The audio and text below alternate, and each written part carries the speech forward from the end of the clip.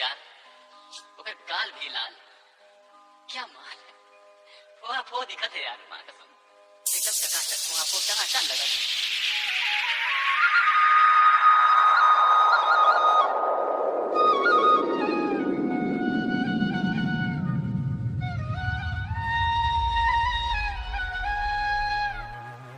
टनाटन डूरी तोर बाल खुला खुला DJ Komal exclusive.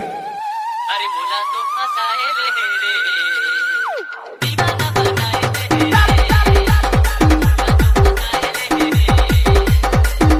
बनाए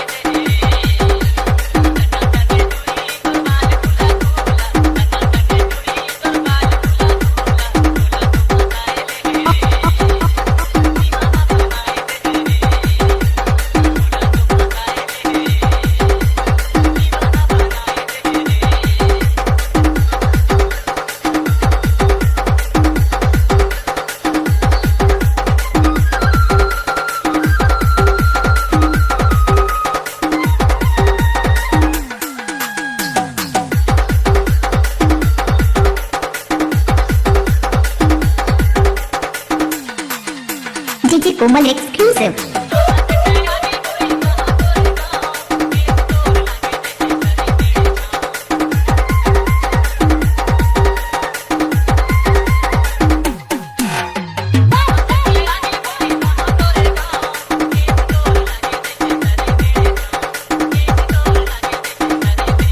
अरे गुलाब पकड़ाए दे रे दीवाना बनाए दे